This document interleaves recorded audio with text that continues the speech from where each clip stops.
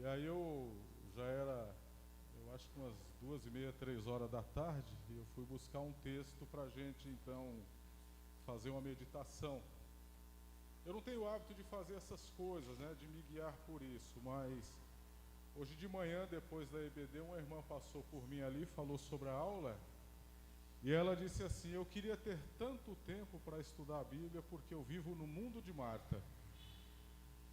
E por um acaso, à tarde eu me lembrei dessa fala dela, eu falei assim: eu queria então meditar nesse texto de Marta e de Maria, Lucas capítulo 10, versículo 38 ao 42. Lucas capítulo 10, versículo 38 até o 42.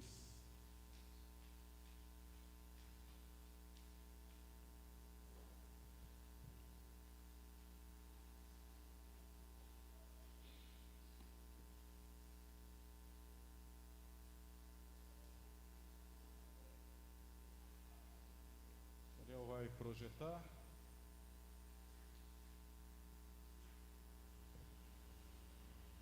Texto bastante interessante, que eu tenho certeza absoluta de que você conhece e que você já ouviu várias outras mensagens nesse texto. O que nós vamos fazer hoje aqui é uma reflexão sobre essa passagem, sobre esse acontecimento. Que Deus abençoe a sua vida, como Deus abençoou muito a minha vida, lendo essa passagem, lendo esse texto, tentando se aprofundar nessa situação aqui. O texto diz assim: indo eles de caminho, entrou Jesus num povoado, e certa mulher chamada Marta hospedou-o na sua casa. Tinha ela uma irmã chamada Maria, e esta quedava-se e assentava-se, e assentada aos pés do Senhor, a ouvir-lhe os ensinamentos. Maria agitava-se de um lado para o outro, ocupada de muitos serviços. Então se aproximou de Jesus e disse: Senhor, não te importas de que minha irmã tenha deixado que eu fique a servir sozinha? Ordena-lhe, pois, que venha ajudar-me. Respondeu-lhe o Senhor: Marta, Marta, andas inquieta e te preocupas com muitas coisas. Entretanto, pouco é necessário, ou mesmo uma só coisa. Maria, pois, escolheu a boa parte, e esta não lhe será tirada. Amém? Amém. Vamos orar, feche os olhos. Peça que Deus abençoe sua vida nessa meditação. Peça que Deus fale com você nessa noite. Peça que o Espírito do Senhor te acompanhe durante essa breve exposição que a gente fará nessa noite aqui. Deus Todo-Poderoso, a honra é toda sua, o louvor é do Senhor. E nós estamos aqui não porque nós merecemos, não é por nossa capacidade, não é por nosso potencial, mas é por dádiva do Senhor. Sabemos que a responsabilidade ela é tamanha, porque nós não estamos falando de um livro qualquer. Não estamos falando de um acontecimento qualquer, de uma situação corriqueira do dia a dia. Estamos falando da Tua Palavra. E é por isso que nós pedimos que o Senhor nos oriente e nos abençoe ao longo dessa meditação. Em nome de Jesus. Amém. Amém. A pessoa que escreveu Lucas, escreveu Atos. Quem escreveu Lucas, escreveu o livro de Atos. No ano de 170, mais ou menos, foi que os manuscritos dos textos bíblicos, eles começaram a ter a autoria. Evangelho de Mateus, isso no caso as cópias, os manuscritos, as cópias das cópias. Então, a tradição histórica da igreja faz então a afirmação de que tanto o Evangelho de Lucas quanto o livro de Atos saem da mesma pessoa, que é Lucas. Tanto o Evangelho de Lucas quanto o livro de Atos não afirmam explicitamente que foi Lucas que o escreveu. O que nós sabemos por inferência, tanto em Lucas quanto em Atos, é que os dois livros são da mesma pessoa. Porque Lucas e Atos citam uma pessoa chamada Teófilo, e o livro de Atos ele começa basicamente como encerra o Evangelho de Lucas, que é os discípulos, o povo de Deus reunido no templo. Lucas ele foi médico. E uma das peculiaridades de Lucas, quando a gente pensa sobre a redação do texto bíblico, é que Lucas ele é o único escritor do texto sagrado que não é judeu.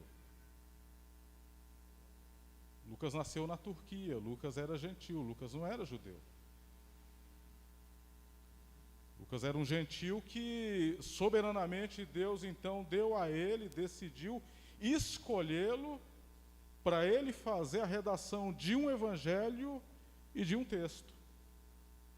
Um texto que narra o que? A história da igreja, um texto que narra o que? Os acontecimentos após a descida do Espírito Santo.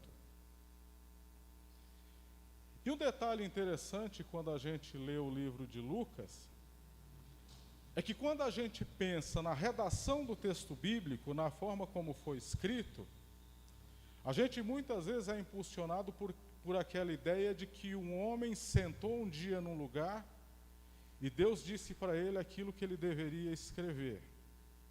Isso de fato aconteceu em muitas passagens do texto bíblico, porque Moisés sentou e Deus disse para ele o que era para escrever.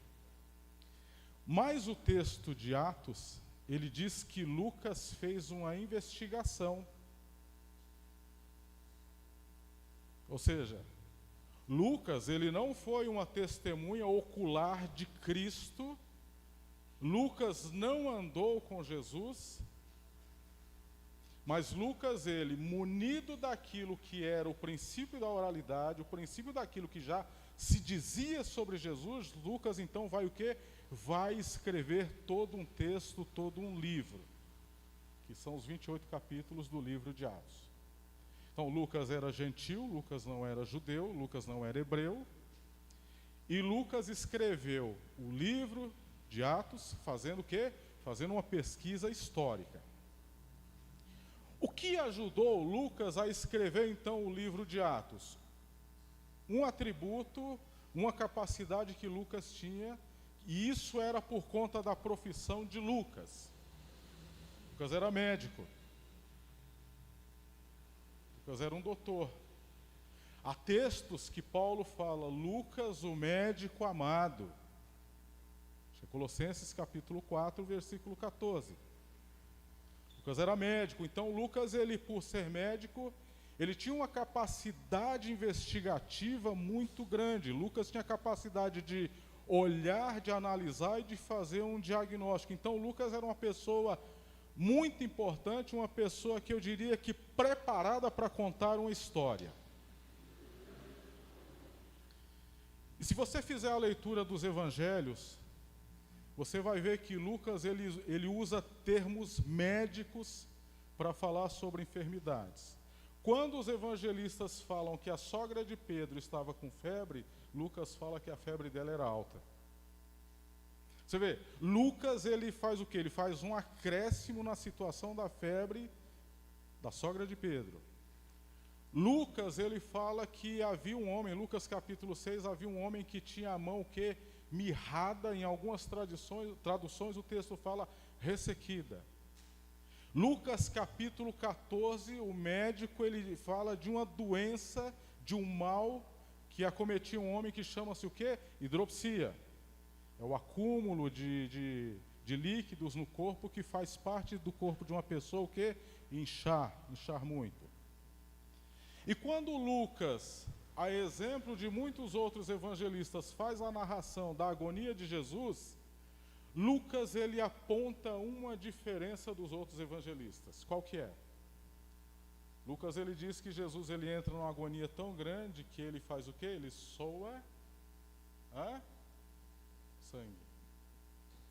Olhar médico, o olhar clínico, o olhar de uma pessoa que consegue enxergar uma situação e fazer um pronto e um bom diagnóstico de algo.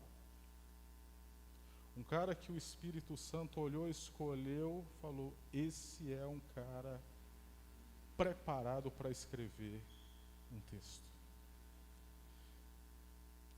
E aí, Lucas vai escrever a história de uma família. Essa família tem duas mulheres, ela tem um homem que, no Evangelho de João, o texto diz que ele morre, que a família sofre pela morte dele, e que não só a família morre pela morte dele, mas Cristo sofre pela morte dele, porque o texto que diz que Jesus chorou. Que é Marta, Maria e Lázaro. E aí Lucas olha para essa situação dentro da casa, essas duas mulheres, desse homem, e Lucas ele vai descrever uma situação muito interessante, uma situação muito peculiar, mas uma situação que ela traz para nós um ensinamento muito interessante para a nossa vida. E é aqui que eu começo a encaminhar para a ideia do que eu quero falar. A ideia de que é muito possível Jesus estar próximo de nós e a gente nem perceber. Porque Jesus está dentro da casa de Marta, diz que ele passa num povoado, numa aldeia, ela convida esse homem para entrar dentro da sua casa, só que depois que Jesus entra dentro da casa dela, depois que Jesus está dentro da casa dela, o pensamento de Marta, o coração de Marta, as intenções de Marta, elas não são direcionadas para Jesus. Elas são direcionadas para outra coisa, que não o Cristo, o Senhor Jesus. Será que é possível? Jesus está perto de nós e a gente nem perceber? Será que é possível Jesus estar perto de nós e nós perdermos Ele de vista? Olha que coisa interessante. É isso que a gente vai ver nesse texto aqui. E aí eu separei 3 pontos para a gente refletir sobre isso. É possível, é possível. É possível quando nós adotamos para a nossa vida o estilo de vida adotado por nossa sociedade e pelo mundo. Jesus está dentro da casa de Marta, de Maria, de Lázaro. Ele vai passar um tempo ali dentro. E o texto diz que uma dessas mulheres, que provavelmente seja a dona da casa, ela está o quê? Ela está inquieta. E Jesus usa um termo aqui, olha, Lucas usa um termo interessante, no versículo de número 40, que ela está agitada. Marta está agitada. Lucas vai dizer um pouquinho para frente aqui, que além de estar agitada, ela está o quê? Ocupada com muitos serviços.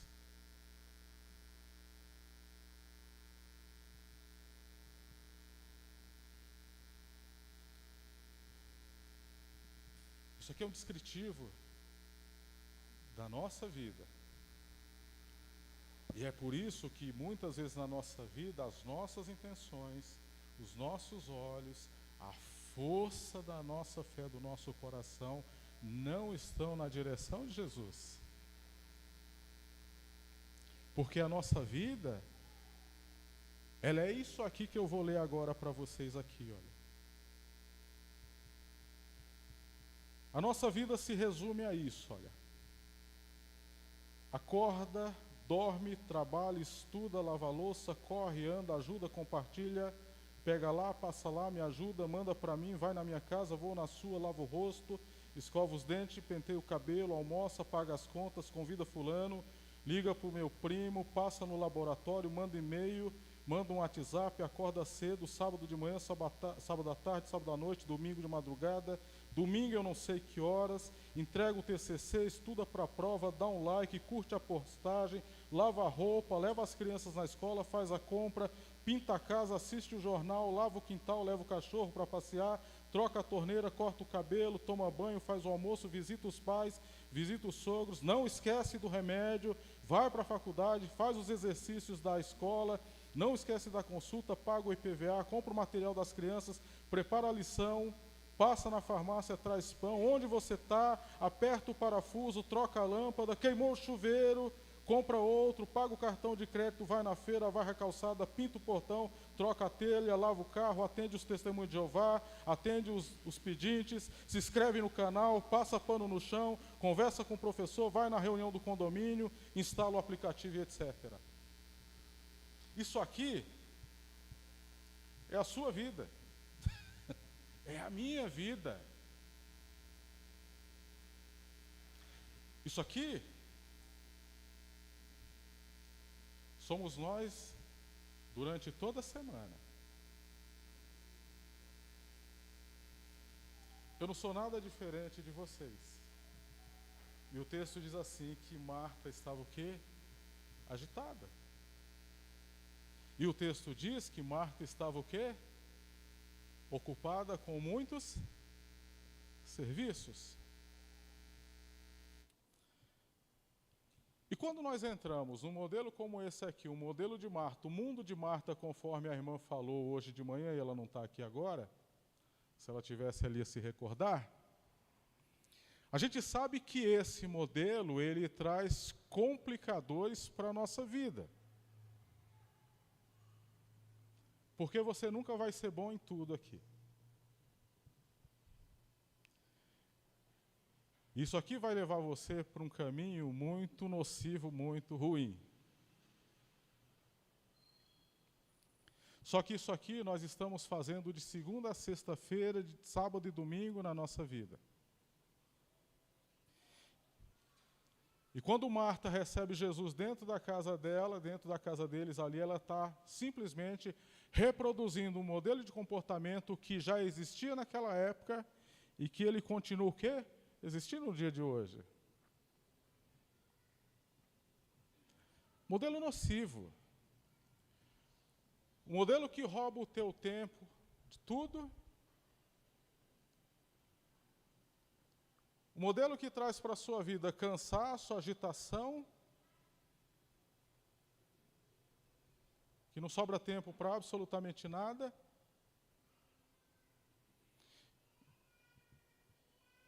E existe um detalhe no texto sobre esse modelo aqui que eu acho assim muito interessante.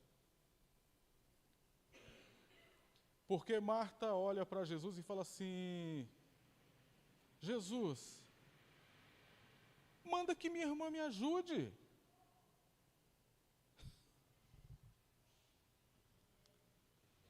Manda que Maria venha me ajudar a entrar nessa agitação, a entrar nessa correria, a entrar nesse ciclo louco que é a vida humana. Você vê que a forma como Marta fala com Jesus é confrontadora, irmãos. Porque ela diz para ele: você não se importa de que a minha irmã me deixe sozinha?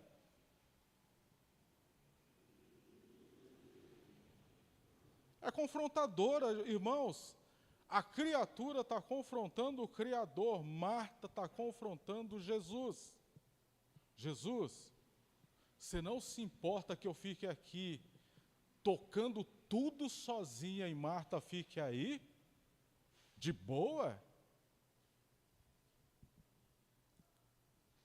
Olha que interessante, hein? A agitação do mundo, a agitação da sociedade, uma agitação que traz para nós resultados muito ruins, nocivos, e um modelo de vida que nós, se nós não tomarmos cuidado, sabe o que acontece? Nós promovemos esse modelo, achando que todo mundo tem que fazer o quê? Tem que viver da mesma forma.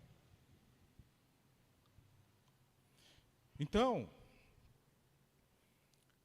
é possível Jesus estar próximo de nós e nós perdermos Ele de vista quando a gente faz o quê? Quando a gente entra nessa corrida, quando a gente entra nesse modelo de agitação, de loucura, que é o quê? O mundo que nós vivemos. É possível, irmãos. É possível. Segundo,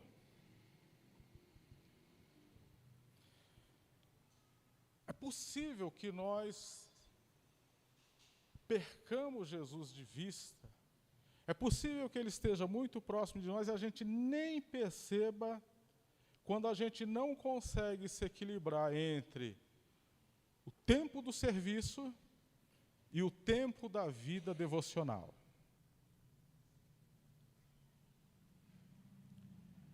Marta está servindo, mas Jesus está o quê? Tratando algo com Maria. O texto diz que Maria está o quê? Ela está abaixada aos pés de Jesus e ela está ouvindo alguma coisa. Jesus está ensinando alguma coisa para ela. E a gente erra nessa proporção. A gente erra, sabe, nos tempos que nós oferecemos para cada uma das coisas. O serviço, a atividade e a vida, o quê? A vida devocional. O texto diz que Marta hospeda Jesus, ela tinha uma irmã, o texto diz ela quedava-se assentada aos pés do Senhor a ouvir-lhe os ensinamentos. Igreja, tem muita gente que acha que a única coisa que existe é fazer. E as pessoas nas igrejas, elas gostam das pessoas que fazem. Olha lá aquele irmão, ele é bacana. Por quê? Porque caiu a massa, ele já correu, passou a massa, lixou e pintou. Olha lá aquele irmão, olha lá, furou, já colocou ali o suporte, já está lá feito. E nós precisamos fazer isso. Nós temos uma tendência muito grande a gostar das pessoas que literalmente fazem as coisas. E a gente deve apreciar as pessoas que colocam a sua mão na massa e fazem as coisas. Mas quem tem esse hábito de colocar a mão na massa e fazer as coisas, e gastar o seu final de semana, o seu tempo, a sua semana, colocando a mão na massa e fazendo as coisas, ele tem que aprender que ele tem que se equilibrar entre o fazer, mas o quê? Ter um momento com Cristo, ter um momento com Jesus. Então, nós precisamos saber se equilibrar entre servir, mas ser servido também por Cristo. Porque Marta está querendo fazer, Marta está querendo realizar as coisas, Marta está querendo fazer um monte de coisa dentro de casa, Jesus está dentro de casa, o que ela queria era bom, só que Jesus diz, olha, não é o momento. Não é agora.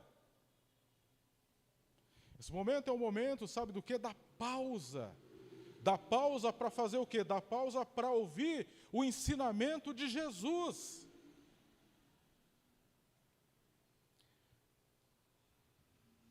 E é por isso que nós temos, irmãos, eu vou falar isso para vocês, mas pelo amor de Deus, olha, entenda a minha preocupação com isso. É por isso que nós temos nas igrejas muitas pessoas que fazem muitas coisas boas, bonitas, maravilhosas e bem feitas, Mas se você falar assim que vai pregar no livro de Jericó, a pessoa procura na Bíblia o livro de Jericó.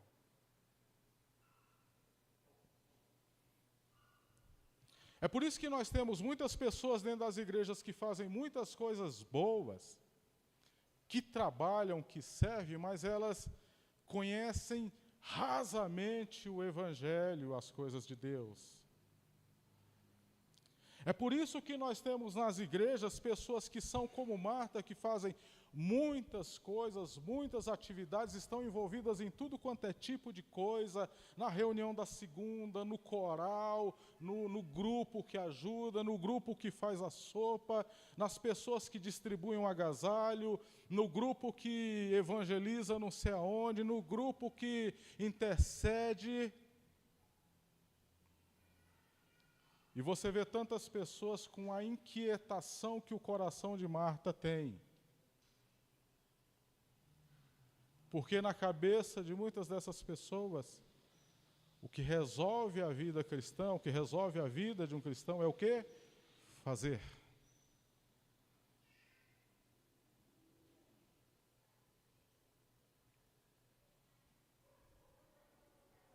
É possível Jesus estar perto da gente e a gente nem perceber, por quê? Porque a gente não está preocupado em ouvir o que Cristo tem a falar para nós. Porque a gente não deu uma pausa, a gente não apertou o pause da nossa vida para ouvir Jesus. Olha, eu vou parar tudo na minha vida, eu vou dar aqui um tempo aqui, eu vou reservar um momento da minha vida durante o dia, durante a semana, e durante esse momento que eu der esse pause, eu vou desligar o celular, eu não vou fazer planilha, eu não vou mandar e-mail, eu não vou mandar WhatsApp, eu não vou fazer folder de programação, eu não vou ver preço de tinta, de lixa para pintar, para arrumar nada, eu vou simplesmente parar para ouvir o que o meu Jesus tem para falar para mim.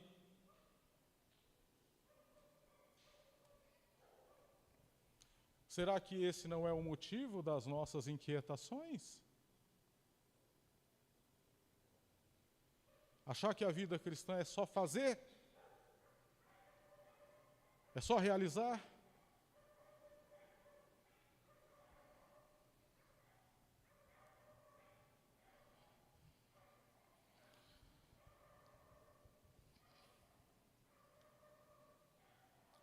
E aí, para a gente caminhar já para o final.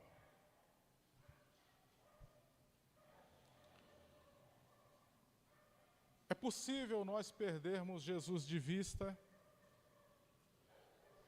quando as prioridades da nossa vida não são as prioridades que Cristo tem para a nossa vida. Ele diz: Marta, você anda inquieta, uma coisa só é necessária.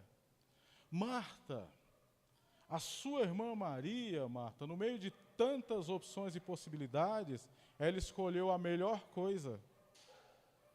E essa não vai ser tirada dela. Percebe? A intenção de Marta estava numa direção, o olhar de Marta estava numa direção, o coração de Marta caminhava numa direção. E Cristo estava ali oferecendo uma outra coisa para eles, para elas, para aquela família. A prioridade de Marta era fazer algo, mas o que Cristo esperava delas ali, deles ali dentro daquela casa, era outra coisa completamente diferente.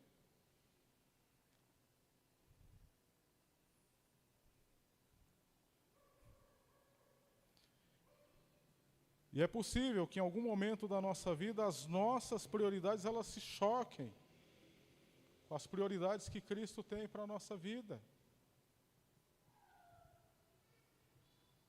É bem possível.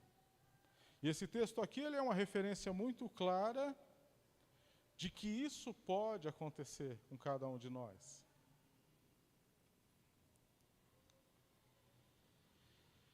Você já parou para pensar o que é prioridade para a sua vida? O que é prioridade num dia de semana? O que é prioridade num domingo de manhã? O que é prioridade num domingo à noite? O que é prioridade numa segunda-feira?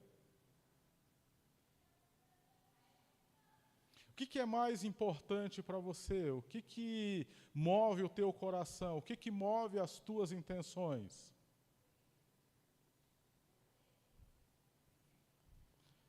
Qual é a figura mais importante da sua vida? Quem faria você hoje mudar de opinião completamente? Quem faria você hoje mudar de direção na sua vida completamente? Isso é uma pergunta que nós precisamos responder na nossa vida. Porque é isso que vai, sabe o que? Escancarar as nossas prioridades. As prioridades da nossa vida. O que a gente quer, o que a gente pensa, o que a gente sonha, o que a gente projeta.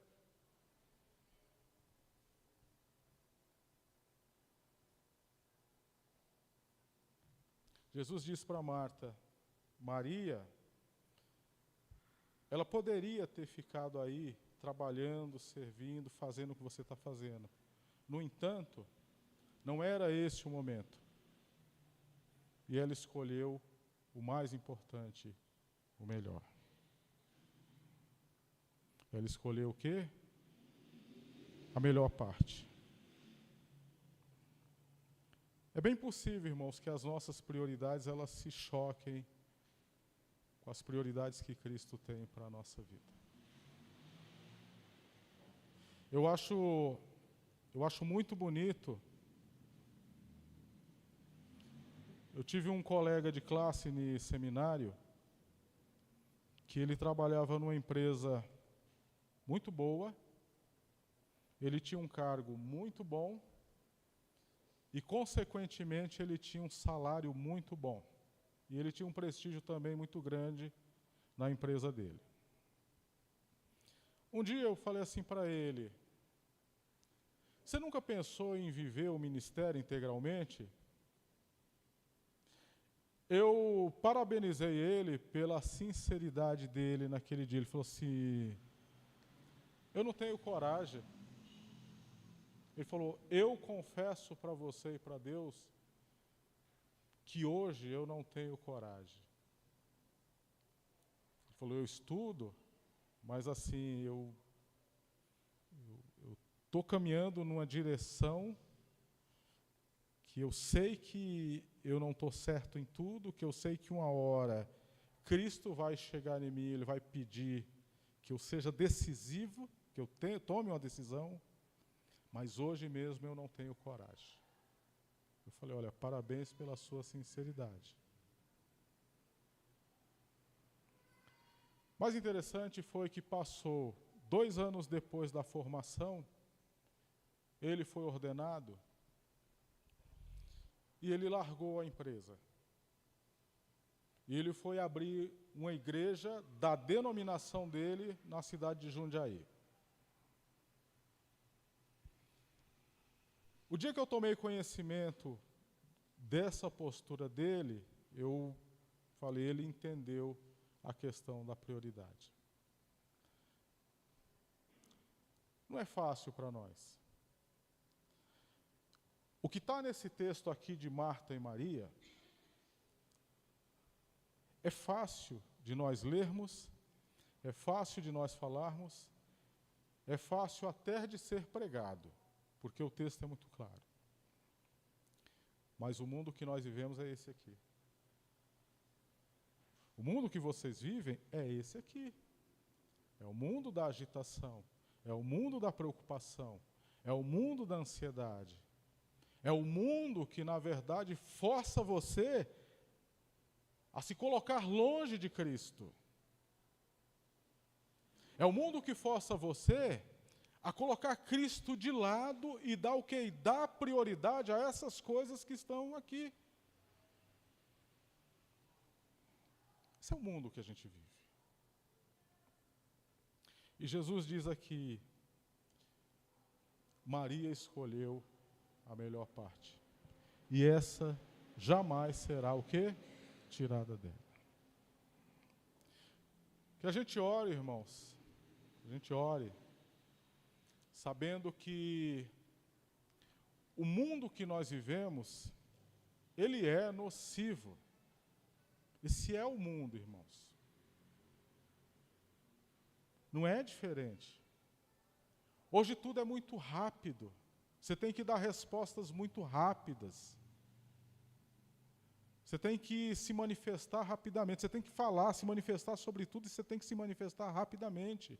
É um mundo que força você a andar rápido, a andar na direção que as coisas caminham no nosso mundo. Só que é um mundo que aprisiona a gente. É um mundo que cerca a gente. E é um mundo que traz para a nossa vida uma série de resultados ruins, principalmente espirituais. E qual é o pior resultado? O pior resultado é o quê? É colocar Jesus de lado. Esse é o mundo que a gente vive. Como é que eu resolvo, então, o problema, a questão? Se eu preciso fazer tudo aquilo que eu li aqui no começo, eu preciso passar o e-mail, eu preciso passar o WhatsApp, eu preciso comprar o pão, eu preciso fazer a compra, eu preciso de tudo isso.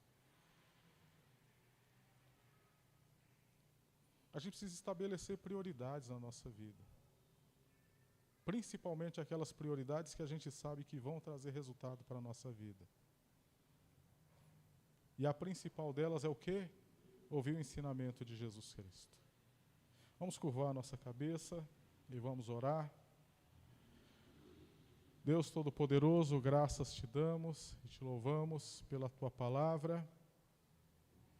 Te louvamos, ó Deus, pela história dessas duas mulheres, com comportamentos, ó Deus, diferentes dentro de uma casa, mas comportamentos que ensinam para nós fatos, lições, inferências, conclusões muito importantes. Nós te louvamos, ó Deus, porque essa história que se passou há muito tempo atrás mostra a sociedade da época delas, o mundo dela, a agitação de uma pessoa por uma série de coisas, mas mostra que é possível o nosso coração se tornar refém de tudo isso. Meu pedido, Pai, a minha oração é a oração que eu faço pelos meus irmãos, eu faço por mim, principalmente, é que eu cumpra, Pai, as responsabilidades, que nós cumpramos as responsabilidades que estão sobre nós, a responsabilidade de cuidar da nossa vida, de cuidar dos filhos, de cuidar da casa, de cuidar até da obra do Senhor, mas a responsabilidade de se alimentar espiritualmente também, de se abaixar aos pés de Cristo Jesus e ouvir e absorver e receber o ensinamento que Ele tem para a nossa vida. A gente tenha, Pai, essa disposição. Que a gente saiba, ó Deus, estabelecer prioridades, porque a gente investe tempo em coisas que não dão resultado, que não trazem nenhum tipo de benefício para a nossa vida. E para investir esse tempo, nós retiramos tempo da nossa vida com o Senhor. Nós balanceamos, ó Deus, esse tempo investido em algo infrutífero, tirando tempo de algo que é frutífero. E o texto mostra para nós que o que Jesus quer de nós é simplicidade.